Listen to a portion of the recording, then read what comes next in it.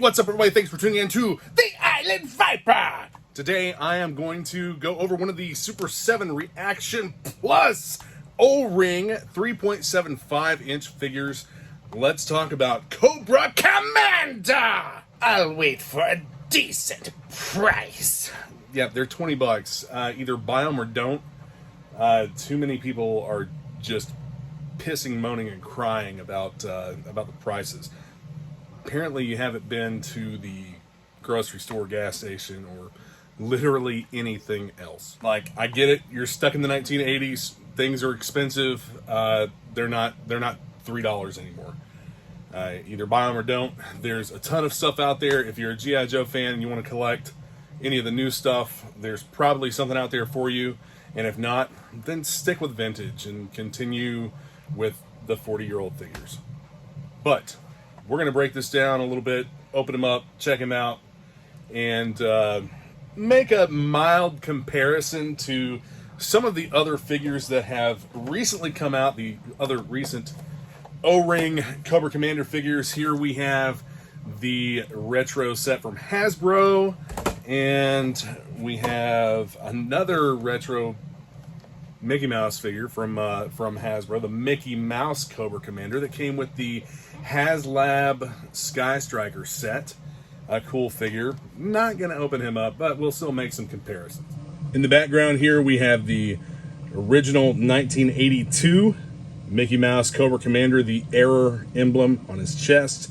Over here we have the HasLab Mickey Mouse Cobra Commander. And then we have the retro 2-pack that came with Duke Cobra Commander, Sunbow color scheme, and a bunch of Sunbow accessories.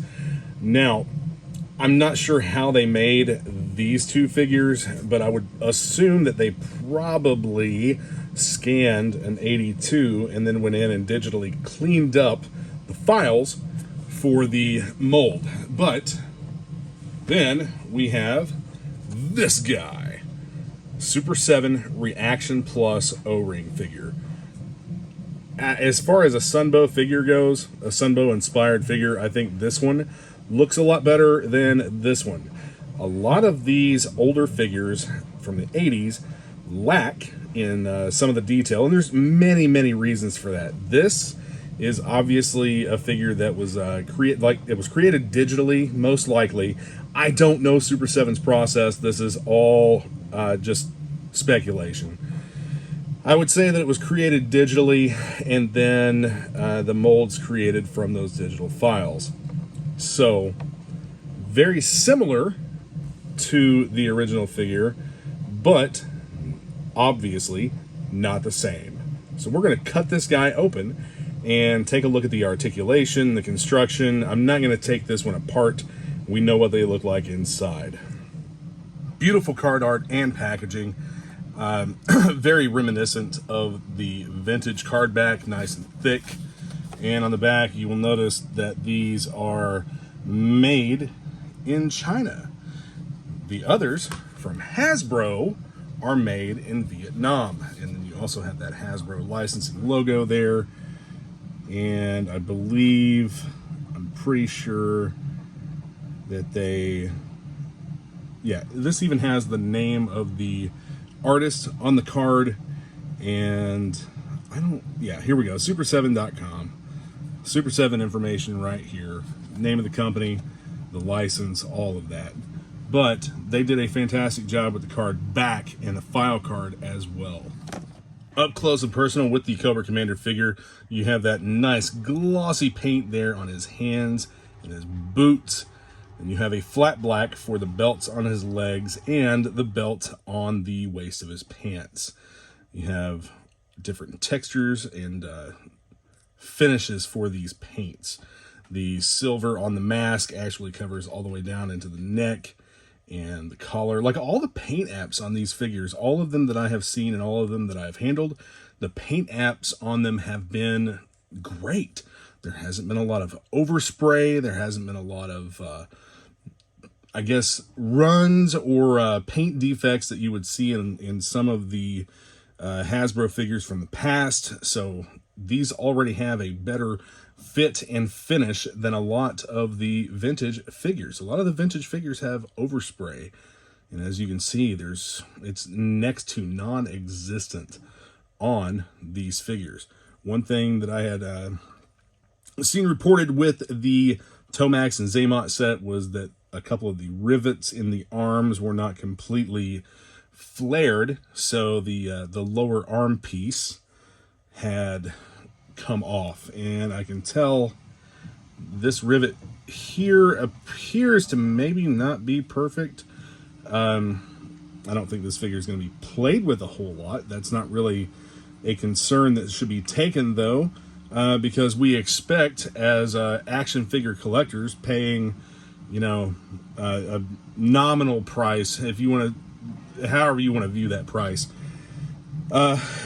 We expect not to have defects, but whenever something is being produced in the thousands or tens of thousands, which that's probably along the lines of what these are produced in, tens of thousands, things are going to get out. They don't 100% inspect every single piece that comes out of the factory.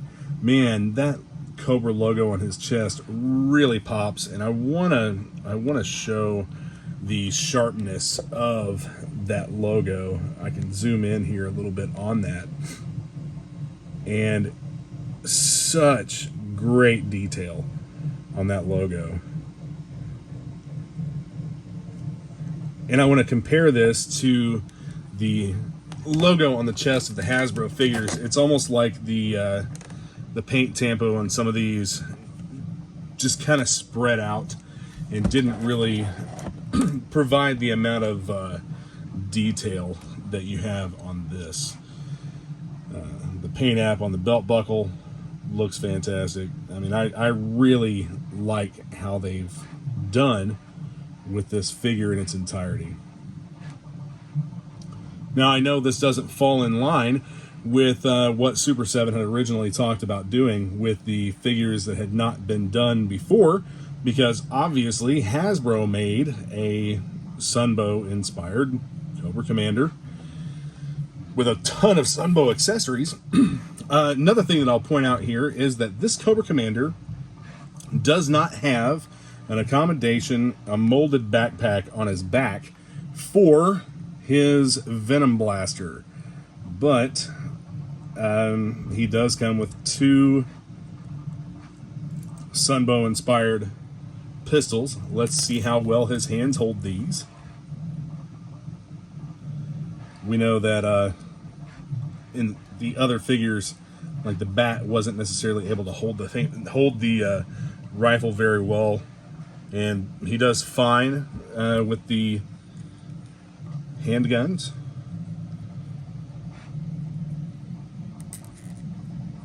Yeah, really nice grip. Everybody likes a real good gorilla grip.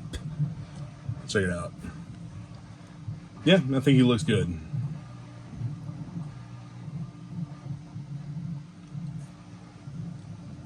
The only thing about him, his O-ring is a little bit tight. I would probably, if I was going to have this figure loose, I would probably put a different O-ring in there, just so that he didn't do that. One that was a little bit looser, just because I don't like the popping torso. It's like, there's something wrong with my back. Ah, come on, stay down there. Anyway, I've moved this rubber band around enough that it's starting to. There we go. That's better. But you can also see another little detail here is that the waist and the torso, while they have an obvious seam, they don't look as wonky as some of these do. It seems to flow a little better. The designs have a better flow. I mean, even the backs of the legs.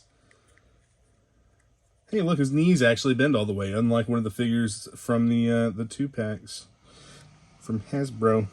I think Super 7's doing a better job with these than what Hasbro did. As far as like their newer O-ring releases, they've put out some great figures.